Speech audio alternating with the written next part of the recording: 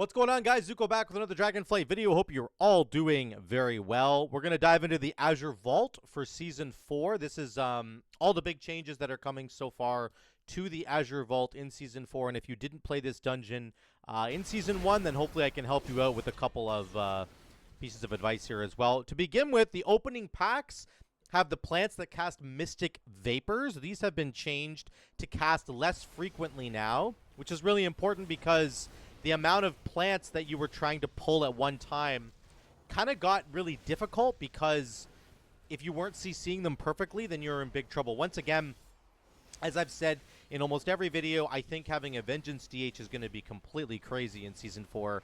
We didn't have the changes to Vengeance DH in Season 1, so we couldn't deal with how incredible their crowd control is. Like, you can just crowd control everything now. You can just silence it. You can just... Anyway, so we'll have to see kind of if this really ends up mattering, but those plants casting Mystic Vapors cast them less frequently now, which is a really big deal. Less crowd control is required. Let's jump down to the Arcane Tender. Nothing else has changed in this top deck, so we're going to go right down to the Arcane Tenders down below. These big tree things, they cast an ability called Erratic Growth right there, and you can see the cast time on it has been increased a little bit. So it used to have a 2.5 second cast time. Now it's 3.5 seconds. So you have longer to kick it, longer to interrupt it than you used to before, which is really, really nice. We're going to skip to Leymore, the boss fight. So this guy still hits really, really hard, especially on Tyrannical Week. This was not a Tyrannical key, and he absolutely annihilated the tank at a couple different points, as he does. So this is still a very difficult key, in terms of difficult boss, sorry, in terms of that. Now, the tank frontal that he actually does now follows the tank and can more easily break the flowers that are already out. So you can see there's 3 growths over here. The tank is about to bust all 3 of those with Erupting Fissure.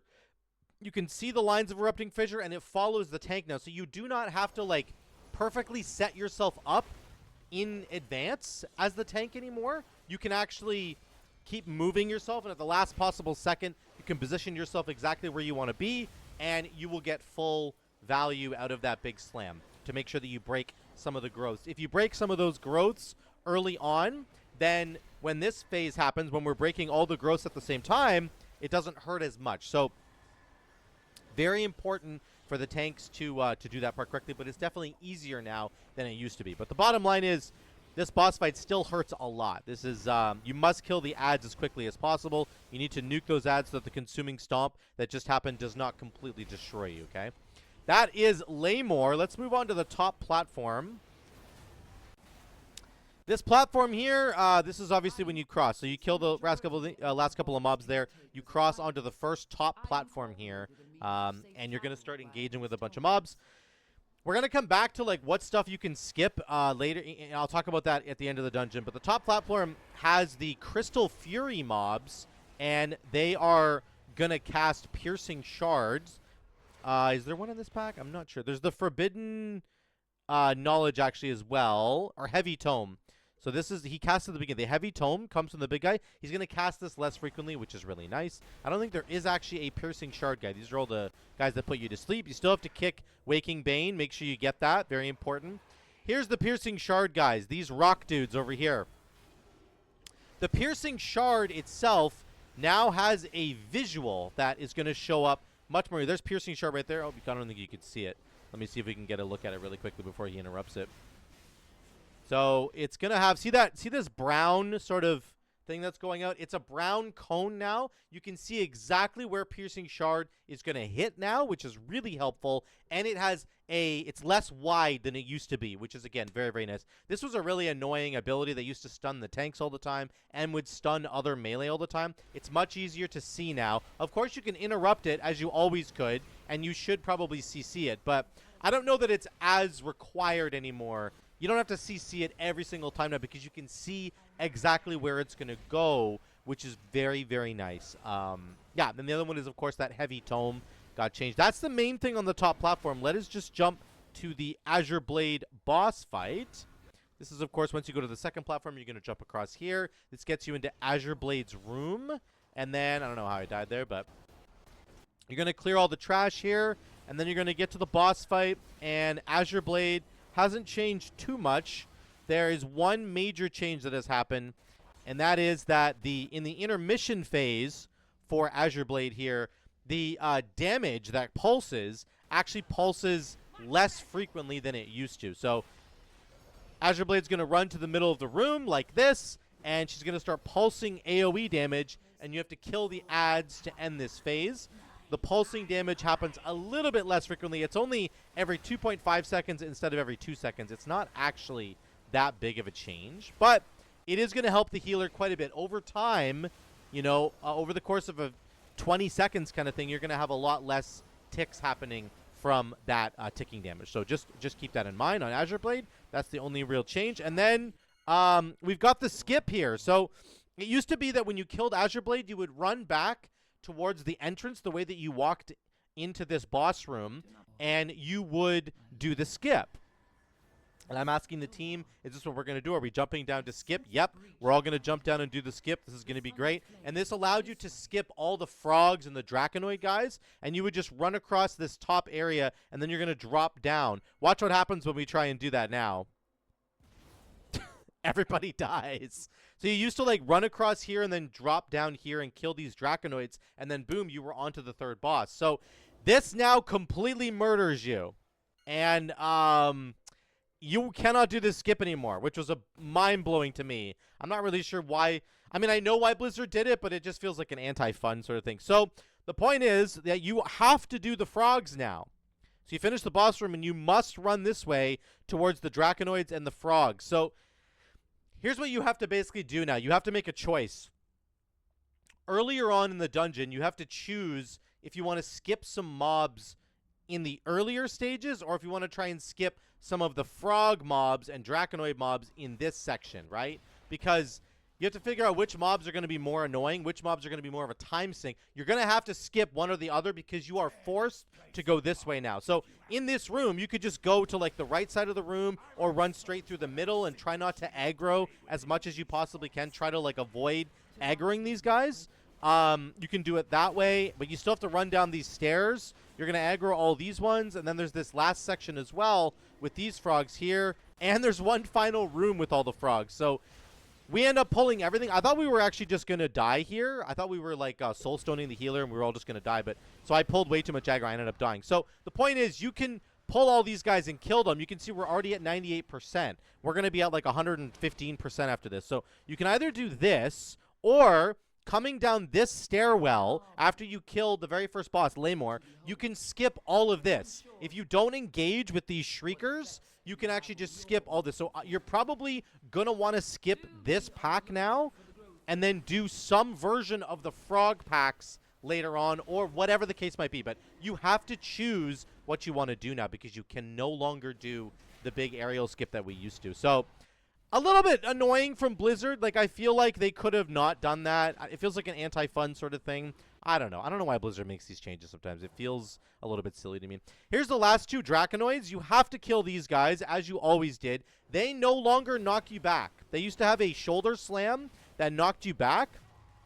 They still have a shoulder slam, but it's just an AoE damage now. It doesn't knock you back anymore. You can see that guy didn't go anywhere. So these guys do a lot of damage. Between the Bestial Roar, they have a stacking physical debuff they put on you now, and then the shoulder slam does physical damage. You also cannot LOS the shoulder slam anymore.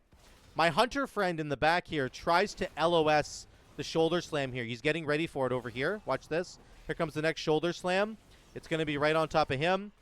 And you can see there's a circle around him. He tries to run over here to LOS behind the pillar, and it doesn't matter. Once they start that, I guess, initial channel on you, you cannot dodge it anymore. Now, I'm not sure if you could use Feign Death or if you could, like, Night Elf Racial out of it. I'm not sure about any of that yet. But it looks like you cannot LOS that ability, because once they set their sights on you, that's it. You're done. And they instantly set their sights on you. That's an instant thing. So, really, nothing you could do about it, unless maybe some racials will work. Telash Greywing, nothing different about this guy yet at all. It's the same boss fight as it always was. I don't even think there's any numbers that are different. I don't think anything's been tweaked at all about him. So you still have to just watch your spacing, and you have to make sure that you're in getting away from the Frostbomb damage. Down to Umbrelskul. This is the last boss fight in the dungeon. Couple major changes here, actually. There's a couple of big major changes here. Number one, the miasma buff that used to slow you whenever you were moving, that doesn't do anything anymore. That's gone. So you have no more stacking slow, which is amazing. That is such a great change on this fight. They've also changed the crystals. The crystals now spawn really close to Umbrelskul. So you're going to see right here, all these crystals have spawned really close. And you're going to notice one of the crystals is much, much bigger, this one here. So one of the crystals is like the Captain Crystal. It's the big one. You need to try and nuke this thing down. It has about 3 or 4 times the amount of health that the other crystals have. See, they're all dying really, really quickly. This one hasn't even taken damage yet. It has some sort of shield on it. I'm not sure if you can use like really cool shield interaction abilities like a warrior with their big like throw that can like shatter shields and stuff. I don't know if that works. It does look like there is a like buff on this crystal, so maybe you could dispel it with like a priest, or you could steal it with a mage. I don't know any of that yet. It looks like there might be some really cool opportunities here for different specs to use their special abilities to actually get rid of this shield, because that's what makes this crystal really, really tough, is that shield. Once we break through the shield, you can see it dies rather quickly. So we'll have to wait and see. I do not know yet if any of that stuff interacts. If you guys have tested that, please let me know in the comments down below. You still get the big dragon strike on the tank, and then those orbs that move around, those little arcane orbs, they still move around. They are not attracted to the healer anymore. I think in Season 1 they were like really attracted to the healer, and then that got changed. There's also massive amounts of pulsing damage that happen now during the crystals being out. I don't remember if there was pulsing damage before. Even if there was, it's a lot worse now. Look at how much damage we're taking from these just pulsing. Tick, tick, tick, tick. That's just these things being active. I think it's coming from the big one. So once again, I'm wondering if you get rid of that shield that's on the big crystal, maybe that stops the pulsing damage. Let's see what happens here.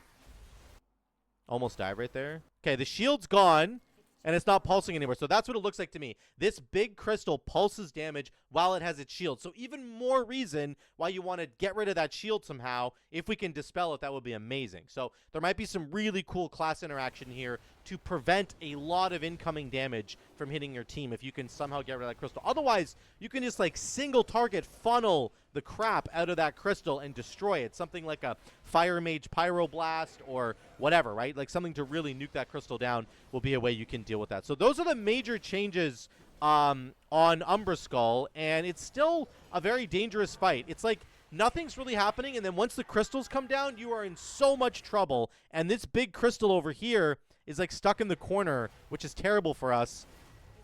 Yeah, it's kind of like, it's like a nothing burger of a fight, and then the crystals spawn, and then the orbs spawn at the same time. I didn't see this orb spawning, and I'm going to die here because I'm an idiot. And then all the damage starts coming through. So very, very interesting fight. I like it a lot. I think it's going to be awesome, and we're going to have to wait and see if, in fact, you can interact with that big crystal with some of the different specs. So that's it, guys. That is the entire Azure Vault. There's a lot of little changes here and there to help us out. A very big change on this final boss, and you cannot do the skip anymore. You can't do the big skip. That's the biggest change I think that everybody who played this dungeon is going to be a little sad about. So you're going to have to find a new route, a new percentage that you're going to want to do for the Azure Vault. I think that kind of makes the dungeon more interesting, to be honest, myself. I'm fine with it, but it is a little bit annoying that Blizzard got rid of it. So there you go, guys. That's the Azure Vault in Season 4. Let me know what you think in the comments down below. Thank you so much again for watching. I love y'all. I will see you in the next one.